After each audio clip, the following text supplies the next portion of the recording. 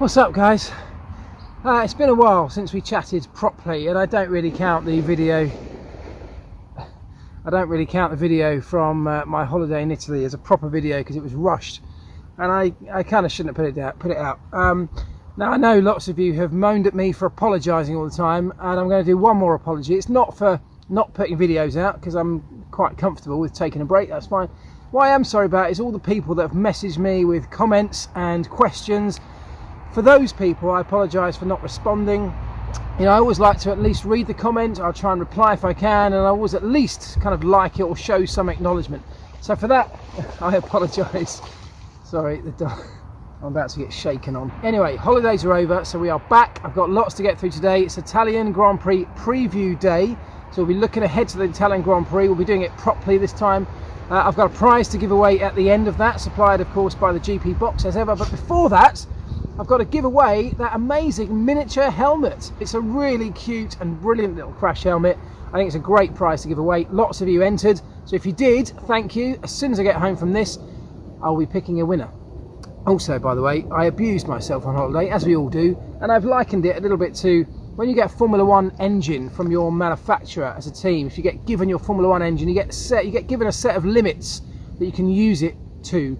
So a number of laps or kilometres that you can use at full power, for example, at maximum modes.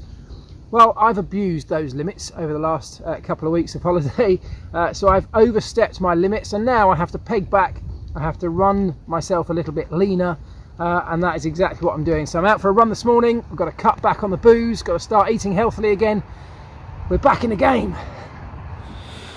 Right, feeling much better after a run already. It's great to get back into it. I've got a busy day today, loads to get through, so I'm not sure when I'm going to get to finish this video, but what I am going to do right now is pick the winner of this, which I thought was an absolutely fantastic prize.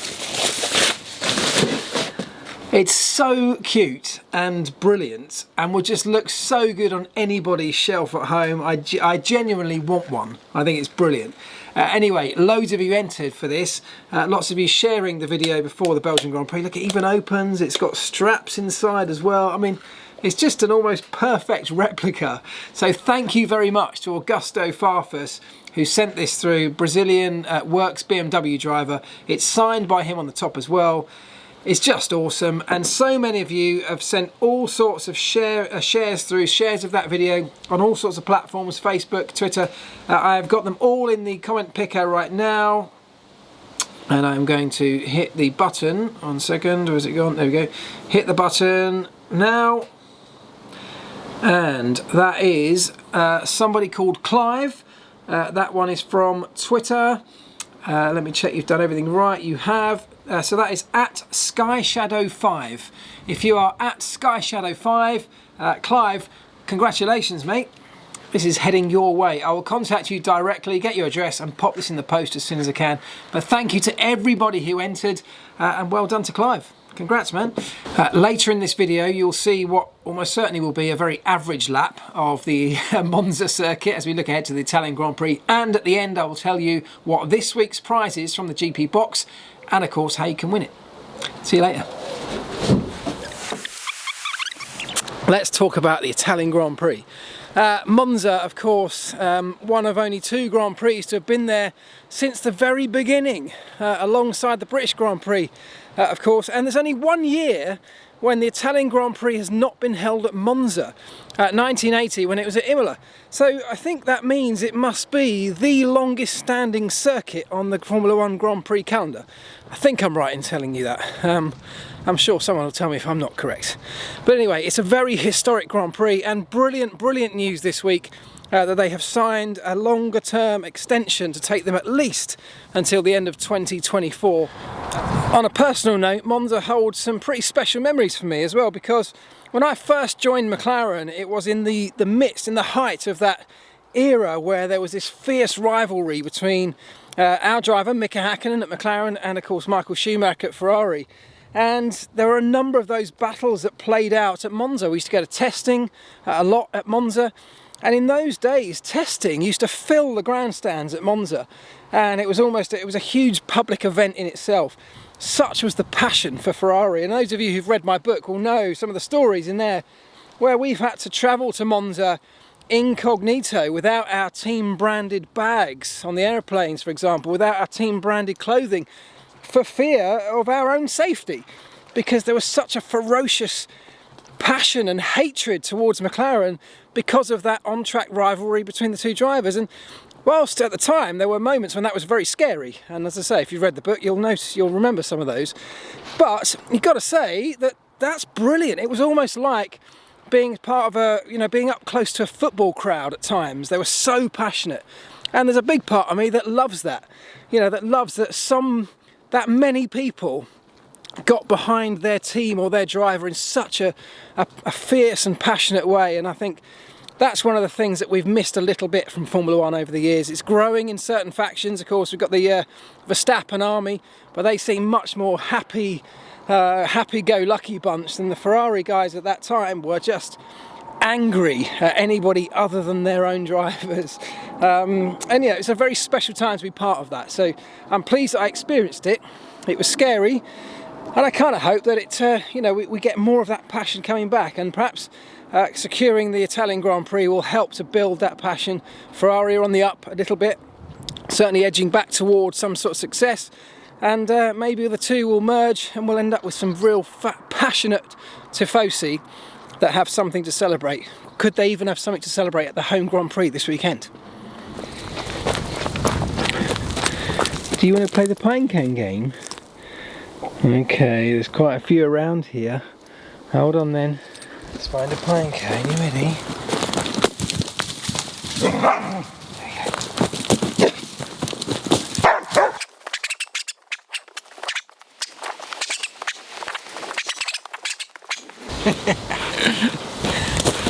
That's his favourite game.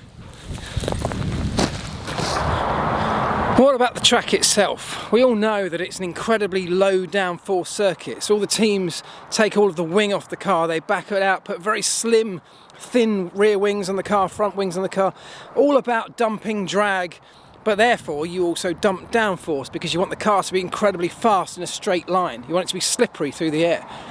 But of course, taking off all that downforce takes away a huge part of what gives you the grip of a Formula One car. So when you get to the corners, of which there are a few at Monza, some of them are particularly tricky, how do you get that grip back? Well, it all relies, at this point, it relies on mechanical grip. So you have to make adjustments to the suspension. So you have to, at some points around the suspension setup, you have to soften areas. You can afford to soften areas because you're not getting all that incredible downforce loading, vertical loading on the car from the aero surfaces, which means it's not squashing the car into the tarmac anywhere near as much. If you had much softer settings in those conditions at a normal circuit, the car would be pushed down onto the floor and it would be bottoming out very, very easily. Softening off things like anti-roll bars allows a little bit more compliance in the suspension, a little bit more roll in the body, for example. Softening off springs allows a bit more weight transfer front to rear, which will assist with things like the braking at the end of those long straights and traction coming out of those slow chicanes. If you've got softer springs on the rear, it allows all that weight to transfer to the rear to squat down and put an awful lot of mechanical loading through the rear tyres, which will enable you to protect them, to give you extra grip. And actually what happens at Monza quite often is that understeer becomes a problem because there's so many traction events out of the slow chicanes that you have to, as a team, protect those rear tyres because those are the ones that will suffer most during the Grand Prix. So perhaps softening off the rear, perhaps softening off the suspension, protecting the rear end of the car sometimes induces understeer at the front, and that's something that drivers will often just have to drive around or find a way to cope with their driving style. Talking of tyres, Pirelli have brought the middle three tyres of the 5 compound range that they have of dry tyres for this year. The C2, C3 and C4. Very similar to last year, but just a tiny bit softer. So the C2 and the C4 are a touch softer than last year's equivalent tyres within their range. So a little bit softer than before, but broadly a similar philosophy behind what they've brought. So whilst the stress on the tyres doesn't come through things like general degradation and wear, what can happen is that they get put under serious loading from the speeds, and particularly when you get to a corner like Parabolica that just wants to go on and on forever. That right-hander that coming out of the last straight and heading on to the pit straight is a very, very long right-hander that's at very high speed and does put the tyres through an enormous amount of loading. So who's it going to suit? Well, this circuit definitely has the potential to suit Ferrari heavily. Of course, one of their biggest strengths on that car is the straight line speed, and that's everything that this circuit is all about. And just how good would it be to see Ferrari win on home soil again? It's been a while since that's happened.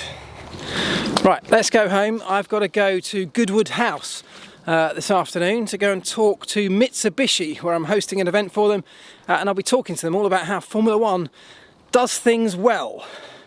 There's a broad subject. Also, I'm going to tell you how you can win this week's prize from the gpbox.com and what it is.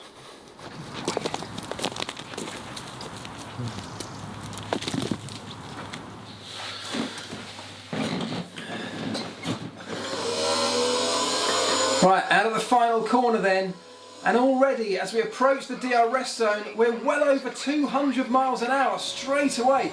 The engine note picks up, the car feels light and skittish as the drivers approach this big braking zone of the first chicane. There's overtaking to be done there, people will make mistakes as well, and if you hit those curbs too hard, it will definitely damage your car. And on a circuit where it's all about being low drag and efficient, you do not want bits hanging off your car around this circuit. At the second chicane then, pretty much the same rules apply. You've got to brake a bit earlier than you would at most circuits, but you've got to be late as you can to stop someone jumping up the inside. There's a gravel trap to the left hand side that has caught a number of people out over the years, and the same thing applies here at the first Lesmo. Use all the curb, but do not run out into the gravel trap. Same at the second Lesmo. Into this long straight then, where DRS applies again. Already up over 200 miles an hour once more, so the right hand side for this one, where you can run much faster than at the first chicanes, using a lot more curb, keeping the minimum speed up as high as you can to get onto this straight, which is the final straight of the lap, heading on down towards the Parabolica curve. Gradually moving over to the left. On the brakes, not too much of a stop. You've got to hug the inside line, you've got to keep your speed up. It's a corner where you want loads of downforce, but have absolutely none. Hanging on for dear life then through the final corner and onto this start finish straight again, completes an incredibly fast lap of this very famous circuit.